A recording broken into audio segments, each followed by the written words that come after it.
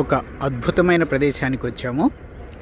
8వ శక్తిపీఠం, అష్టాదశ శక్తిపీఠాల్లో 8వదైన శక్తిపీఠానికి వచ్చాము. మాహుర్యం ఏకవీరిక. ఇది పెనుగంగ నది, పంచగంగల్లో ఒకటి. ఈ పెనుగంగ నది ఒడ్డునే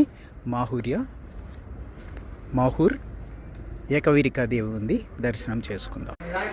ఏకవీరికా దేవాలయంలో ఆంజనేయ స్వామి దర్శనం. పెనుగంగ నదిలో ఈవిడ అమ్మవారికి పసుపు కుంకాలు చీర కూడా పెట్టింది.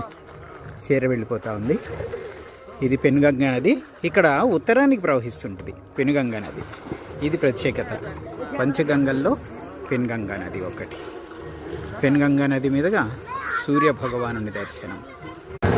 మాహుర్యం ఏకవీరిక 8వ శక్తిపీఠం, అష్టాదశ శక్తిపీఠంలో ఆది శంకరాచార్యుల చే విరచిత స్తోత్రంలో 8వ శక్తిపీఠంగా, 8వ మహాశక్తిపీఠంగా చెప్పబడిన ఏకవీరికా దేవి, మాహుర్యం ఏకవీరిక. ఇక్కడ సచీదేవి యొక్క కుడి భుజం పడింది. నిజానికి చాలామంది ఇక్కడికి వచ్చిన వాళ్ళు, మాహూర్కు వచ్చిన వాళ్ళు రేణుకామాతను దర్శనం చేసుకుని వెళ్ళిపోతారు. అదే శక్తిపీఠం అనుకుని అక్కడ తల పడింది. కానీ ఆ పడిన తల సచీదేవిది కాదు, రేణుకామాత.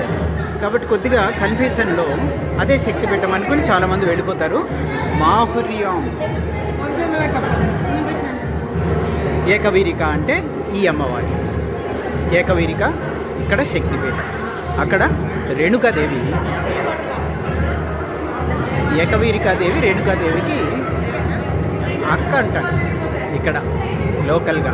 కానీ ఇక్కడ సచీదేవి యొక్క కుడి భుజము పడిన స్థలం. చాలామంది తల పడినది, తల భాగము పడిన ప్రదేశం అంటారు. తల భాగం పడింది ఇక్కడ కాదు, రేణుకాదేవి దగ్గర పడింది.